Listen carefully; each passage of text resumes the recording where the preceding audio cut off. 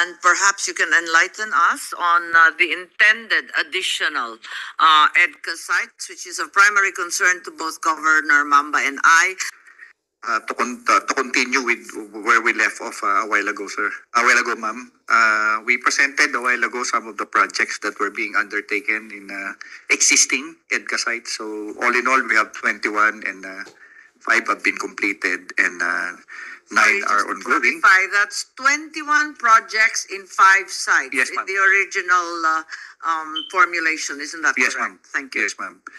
So out of the 21, we have, as I have said, ma'am, 5 were completed and 9 are ongoing and 7 has not yet started for various reasons. And for taking off from that one, ma'am, we have 4 additional proposals. But as I have mentioned a while ago, pending the approval of the respective local government units on the location of these proposals, and pending approval from the DFA and the Office of the President, we're not at liberty to divulge first the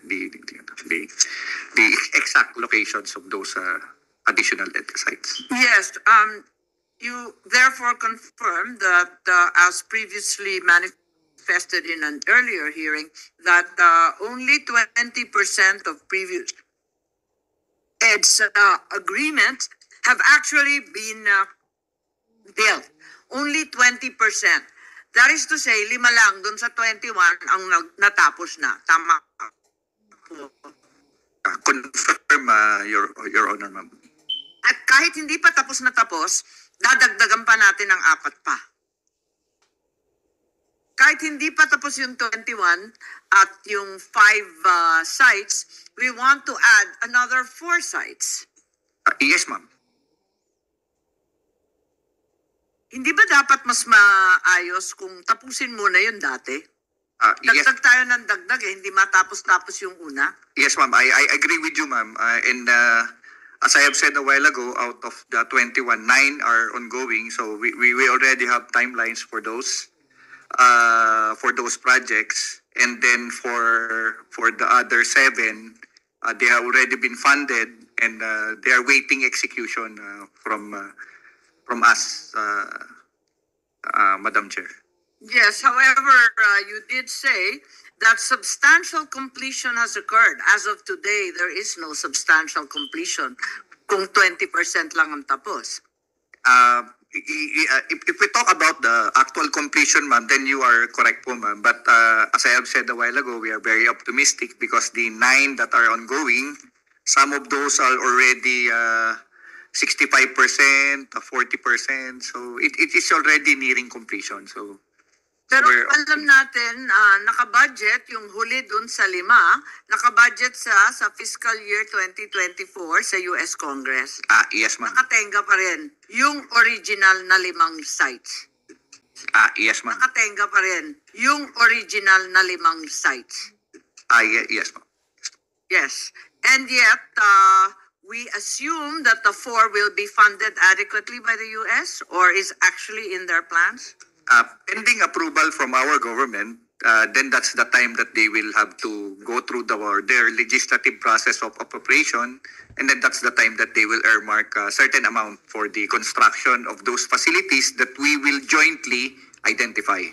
So we have established that despite the fact that these EDCA sites and projects are largely unfinished, we will proceed to an additional number of 4 sites. As it is right now, ma'am, yes. Without any timeline in view for the 4 additional sites. Right now, kasi hindi pa nare-release ng budget yung original na 5 eh. Meron na po, Madam Chair. Yung 21 po, Madam Chair, is we already have assured budget for those 21. Until 2024? Yes, ma'am. Yes. Pero yung additional na 4, di pa tayo sigurado? Yes, ma'am, because it's undergoing the process of approval. Okay. All right. So I guess the first thing that we have to ask you is, what are the criteria for choosing additional EDCA locations? What is the main consideration for choosing the location? Is it really disaster assistance? Is it West Philippine Sea deterrence or something else? I think I need to ask you, Sec Galvez, this question. Yung criteria po. Main criteria is our contingency on the defense of the country so that we can have some sort of collective defense. No, is it, are we talking about the escalating tensions in the Taiwan Straits as the number one issue? Now, the issue here, Because if we look at the stated or intended sites, two in Cagayan, the others in Isabela, the others in Zambales, and so on, it clearly indicates that this is the first line in the Taiwan attacks that are projected. Is that correct, Yusek Galvez? there are justifications here why the EDSCA sites were No, I don't need the justification, sir. I just need to understand why are you choosing all these sites in northern Luzon? we are, When in fact, if it were West Philippine Sea deterrents that were uppermost in our minds, the protection of our territorial sovereignty, surely it should be on the western sector, not purely in the northern. as we have said earlier, Madam, the four sites still on negotiation. We might change the locations depending on the agreement that we might having with the security sector. We might change, but is it not correct that right now they're all four in northern Luzon? We cannot specify the general location, Madam, considering that You have had certain press releases indicating two in Cagayan, one in Isabela, and one in the Zambales area. we don't have any press release, Madam, on the general locations. We don't have, based on our publications, it's still unidentified location, Madam. So these are not, in fact, the locations. What are they then? Where are these four additional?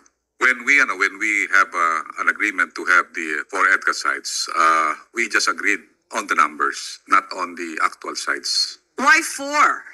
Not five, not three. Because during the time that we have looking and studying on the different sites, actually there are some criteria that we need to pass, meaning the parameters that we need to collectively agree. So that's why the four EDCA sites. What are those parameters? What are the criteria for choosing these sites? The sites that that will be used is one, that it will cater our bilateral exercises. That's why if you look at the different EDCA sites that we have, these are logistic based. Wherein when we have the Balikatan exercises, we normally deploy our troops in these areas. Meaning, yun ang tatawag natin na yung first CIQ requirement. Ma'am, the Balikatan exercise that we had is marami ma'am talaga sa Luzon. Sa Luzon, yes. Hindi, nagtataka lang kami kasi parang naglipat. Dati puros Mindanao, naglipat sa Central Luzon. Ngayon, yung sites, Northern Luzon. Parang walang connection doon sa sinasabi ninyong dalawa. Ma'am, actually, I've been with the Balikatan exercises. Nag-ano po yan, nag-ship. Previously, nandun po tayo sa Southern So Luzon. nag-shift na po ba tayo at hindi na yung territorial integrity kundi yung escalation ng tension sa Taiwan Straits ang ating tinutumbok nito? I cannot categorically say. But it's very clear. All the sites are in one place, right? And this is clearly the first line. We did not specify yet the exact location, Madam.